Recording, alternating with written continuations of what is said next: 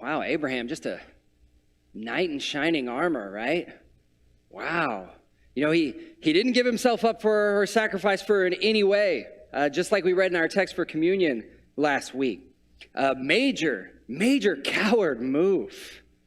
You know, as a husband, I don't like, not that my wife compares me to anybody, but you know, if you watch like a romantic comedy or something, I'm always like, man, these guys are making me look bad. I don't like this at all. They're setting the bar way too high. And so today I've strategically decided to use this verse here because Abraham makes us all look good, right, guys? Like you look at Abraham, what he's doing, we are like Mr. Romance. Abraham here makes Jim McDonald look like Jim Halpert. This is good.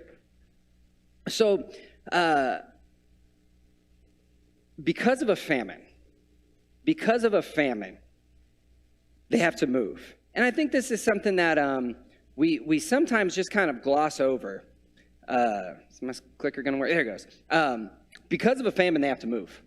And we just kind of gloss over that because we don't really even know what a famine really is. Eggs are expensive. Last year at Szechuan, they said there was a nationwide egg roll shortage. That's not what I'm going to be telling my grandkids about. It was so hard. We don't really get it. And so a real famine, there's people suffering. There's people dying. You're having to uproot. You're having to move. This is an economic crisis. There's a mass shift of people. And we just kind of read over, there's a famine. So this is a big deal. And so they're having to move. And Abraham has this plan. And he starts out pretty romantic, actually. He's like, Sarah, you looking so good that you're going to get, like, this is not going to work well for us. Like, you need, we got to go to Egypt. But when they're there, these Egyptians are going to decide that they like you. And they're going to kill me, and they're just going to take you. So we got to do something different. So let's just say that you're my sister, okay? And that way, they're going to treat me well. They're going to hook me up. This is going to work out very well for me. For you, I don't know so much. They'll kind of do whatever they want to you. I don't know. What's important here is that I'm taken care of, though. And so he ends up doing that. They go there, and that kind of plays out kind of how he thought. This dude is not taking care of his wife. He is hiding behind her. Last week, we looked at this text, Ephesians 5, 25 through 27. He's being the opposite of the husband that he's called to be, that we are called to be. And you know, in this time and in this culture, Sarai likely had very little to say. She didn't have a say in this relationship. Women then had few rights, completely submissive to husbands. In such a patriarchal society that even like probably the most old school types of setups we see today with the man being in charge, it looks harsher than that. It's something that's almost unfathomable in our culture. The husband had almost absolute power over the wife. But here you see Abram abusing his status and power over his wife to neither love her, serve her, or protect her. He's exploiting and abusing this power that he has over her. And there are probably, differing levels of philosophies on marriage in here. Some are probably more egalitarian. Some are maybe the man's more the leader, has more of a say. I don't know what the balance of power is in your relationship. But if you fall into the category of like the man is in charge and the wife is fully submissive, there's some things, and that's fine, power to you, but there's some things you need to remember. That Jesus, being in very nature God, did not consider equality with God something to be used to his own advantage. He didn't exploit his power. Rather, he made himself nothing, taking the very nature of a servant. So Jesus had power. He could have exploited it. But instead, he chose to serve. He chose to put others first. So really, you want to be under Jesus' power, because to be under Jesus' power means that you're going to be taken care of. And so Ephesians 5:25 here says, love your wife like Christ loved the church and gave himself up for her.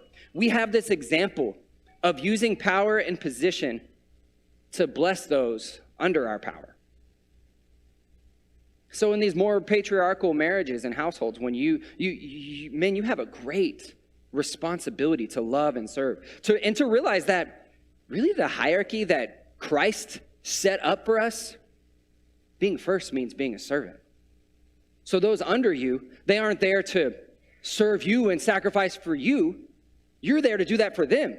They aren't supposed to be your servant, make you sandwiches and fill up your glass and do as you tell them.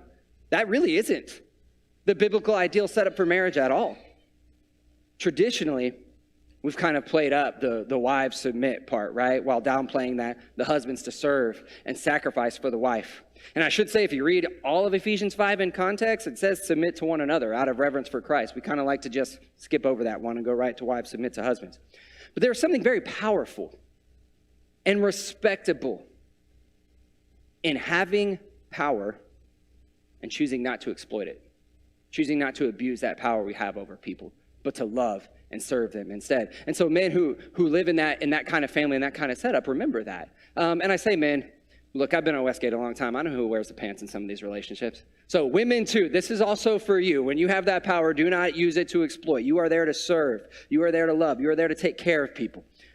And so anyway, looking back to the story, there's this act of cowardice and deception on the part of Abram. And it really shows a lack of faith. Abraham, the guy who is the exemplar of faith, he wasn't always faithful.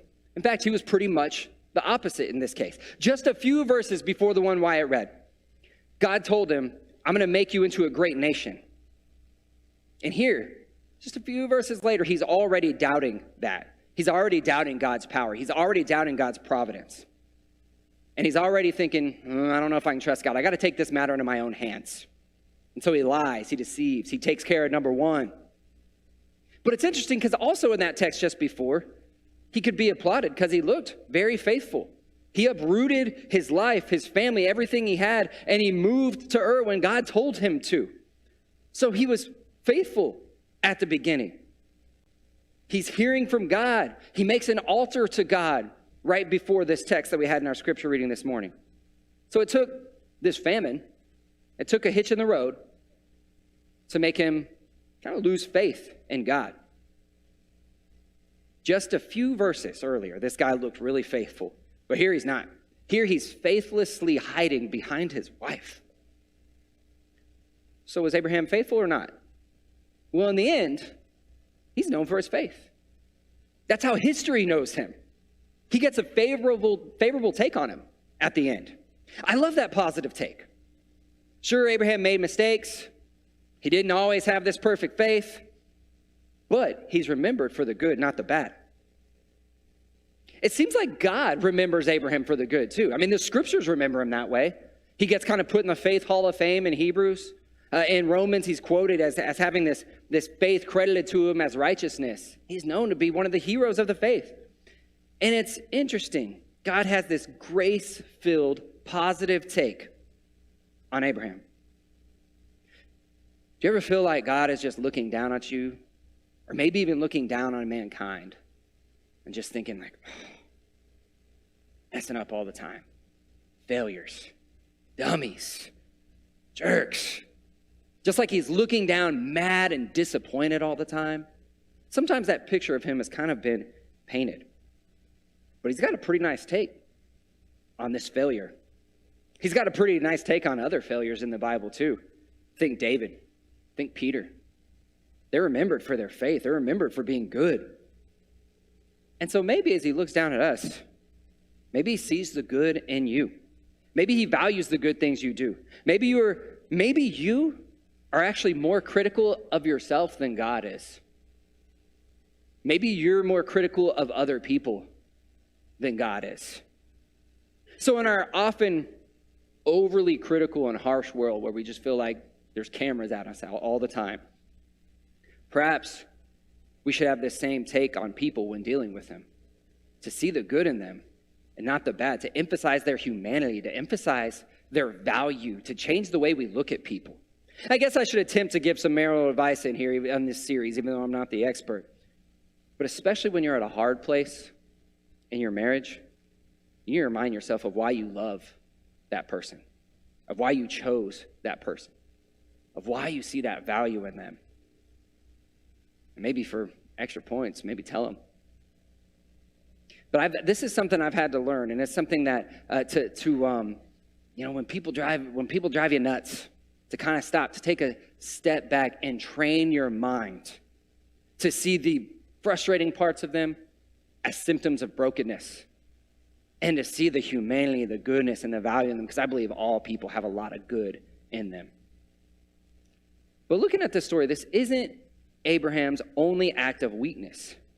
He makes the same mistake again. He makes others. So being a man or a woman of faith does not mean perfect faith all the time. Abraham's story shows us there's this ebb and flow to faith.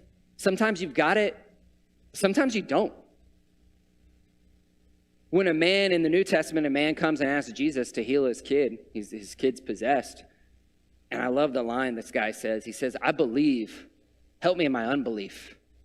Because like Rodney used to always say, belief and doubt are kind of two sides of the same coin. They kind of go together. You can have both at the same time.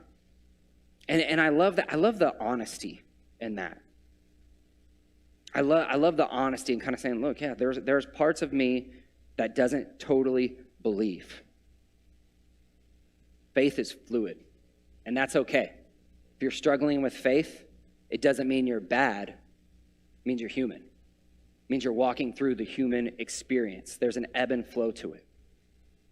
So they go to Egypt, and sure enough, his smoke show of a wife gets picked up by the Pharaoh, taken away, taken as a concubine, taken into the harem, and not so great for her. But Abraham, he gets hooked up. He gets servants and camels and sheep. This is working out really great for him. Sells his wife to Pharaoh as if she was his sister. But it really looks like the chance of God making Abraham and Sarah into this great nation, this promise that was just made to him, it already looks like it's slipping away. You ain't gonna take one of the Pharaoh's wives, man. Right? It's over. You're done. The dream is over. God's promise is not gonna be delivered on. She's locked in the harem. But the good news here is God is faithful even when we are not. The blessing given to Abraham was based on God's promise, not on Abraham's behavior. God's promise was based on his promise, not on behavior. And I'm so glad that God's commitment to his promises, God's commitment to what he's going to do overrides our human weakness. We're all in luck. If his promise is hinged on us having perfect faith or perfect behavior, we'd be in a lot of trouble. But we have a God who is merciful, gracious, slow to anger, and abounding in steadfast love. So instead of saying, hey, Abram, you lied, you messed up, you messed all this up, I'm going to find someone else. God bails him out. He sends this plague on Pharaoh. And Pharaoh's like, what have you done? Take your wife and get out of here. Interestingly, ironic foreshadowing of the Exodus.